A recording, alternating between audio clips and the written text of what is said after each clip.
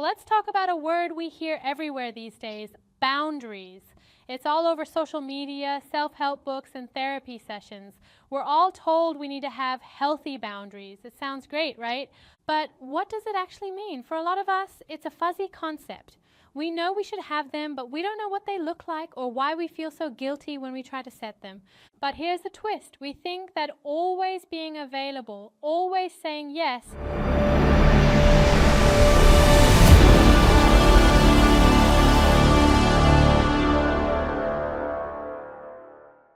and always being the nice person is a good thing. We think it makes us a good friend, partner, or employee. In reality, a lack of boundaries is one of the fastest ways to burn yourself out and ruin your relationships. Ever found yourself saying yes to something while your inner voice was screaming no?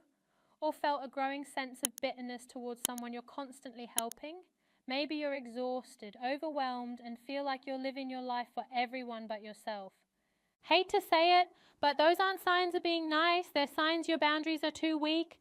So today we're breaking down 5 clear signs that you need stronger boundaries. And definitely stick around, because at the end I'm going to give you actual word-for-word scripts you can use to start enforcing them without feeling like a jerk. All right, let's jump in. First up, a classic sign. You are chronically overcommitted. Take a look at your calendar. Is it a nightmare of back-to-back appointments, favors for others, and projects you reluctantly agreed to? This is the most common symptom of weak boundaries. You say yes to helping a friend move on your only day off. You say yes to taking on extra work when you're already swamped. You say yes to plans you don't even want to go to. The root of this is a fear of disappointing people. We think saying no will make someone angry or think less of us. So we sacrifice our own time, energy, and peace to keep others happy. But here's the catch. When you say yes to everything, you're effectively saying no to yourself. No to rest, no to your own hobbies, and no to the things that actually recharge you. You're left feeling completely drained. Sign number 2, you feel resentful a lot of the time. Resentment is the poison that grows in the gap between what you do and what you want to do.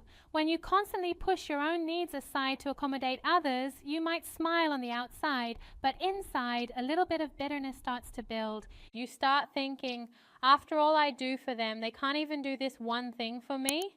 Or don't they see how exhausted I am? You feel taken for granted and unappreciated. This resentment is a massive red flag. It's your emotional system telling you that the balance is off. You're giving way more than you're getting. And it's not just about favors. It's about giving away your own energy and well-being. And that bitterness will silently corrode even your closest relationships.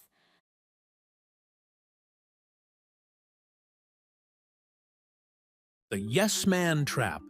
There's this guy. Let's call him Kevin. Kevin is the ultimate yes man at work. Someone needs help moving? Yes, Kevin can do it. Someone needs a report done by midnight? Kevin's on it. He even once agreed to organize the office's Bring Your Pet to Work Day, despite being allergic to everything with fur. His calendar looks like a complex military operation. His friends see him and ask, "Kevin, are you a person or a project manager for everyone else's life?" He thought he was being nice, making friends. But one day, his boss asked him to volunteer for a charity marathon on his only day off. Kevin paused. He said, "Yes." And then he mysteriously vanished into a pile of paperwork and was only found days later, murmuring, "Just 5 more minutes of sleep." He learned the hard way that a yes to everyone else is a no to your own sanity. This brings me to number 3. You take responsibility for other people's feelings. This one is subtle. If a friend is sad, do you feel like it's your job to cheer them up? If your partner is angry, do you immediately wonder what you did wrong and how you can fix it? This is a classic sign of weak emotional boundaries. You've blurred the line between supporting someone and carrying their emotional baggage for them. You act like you have the power to control how other people feel, which is impossible. And the issue here is twofold. First, it's exhausting for you. You become an emotional sponge soaking up everyone else's anxiety and stress. And second, it robs the other person of the chance to manage their own feelings. You're not helping them grow. You're just trying to patch up their emotions to ease your own discomfort. Next, sign number 4, you avoid conflict at all costs. You need to tell your roommate to clean their dishes, but instead of saying something, you just wash them yourself while silently fuming. You disagree with an idea at work, but you stay silent in the meeting to avoid making waves. If the thought of even a minor disagreement makes your stomach turn, your boundaries are likely too weak. You've learned to prioritize keeping the peace over expressing your own needs, opinions, or limits. The problem is, avoiding small conflicts doesn't make them go away. It just allows problems to grow until they become huge, explosive conflicts. A healthy relationship, whether it's with a friend, partner, or co-worker, requires respectful conflict. If you can't voice your needs, you can't have a real, authentic connection. And the final sign, number 5, your own needs are always last on the list. This is the end result of all the other signs. When you've overcommitted your time, taken on everyone's feelings, and avoided any conflict, there is simply no space left for you. You're the one who skips your workout to run an errand for someone else. You're the one who stays up late finishing a project you shouldn't have agreed to, even though you're sick. Your goals, your health, your happiness, they all get bumped to the bottom of your to-do list. This isn't sustainable. You cannot pour from an empty cup. Living this way inevitably leads to burnout, anxiety, and a feeling of being completely disconnected from yourself. The silent dishwasher. Imagine Sarah. Sarah lives with a roommate who has a peculiar talent for leaving dirty dishes in the sink for days. Sarah, with her weak boundaries, would always just wash them herself. But inside, a silent war was brewing. Every time she washed a dish, her internal monologue would get louder. "Oh, look at these dishes," her inner voice would say. "So sparkling clean.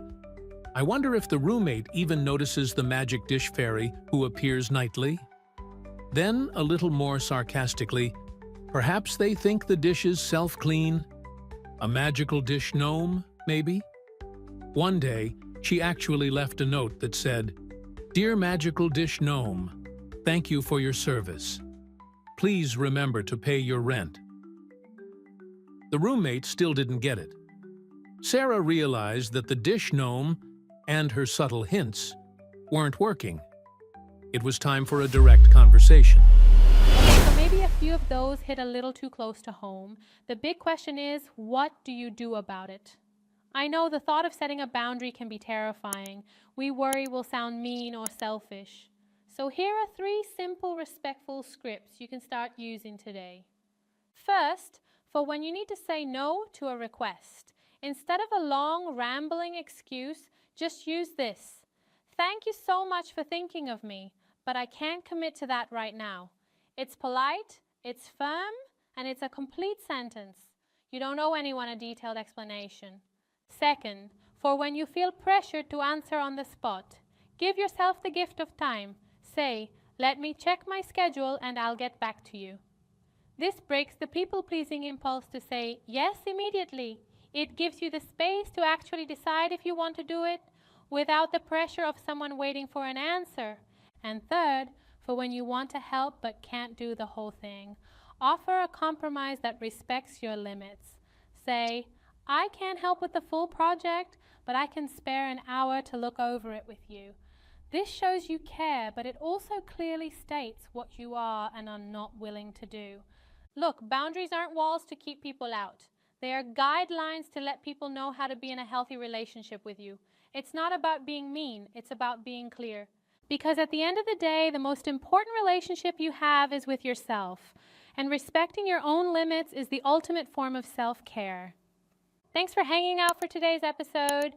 I'll see you in the next one, where we're going to talk about your inner critic and how to finally rewrite its script.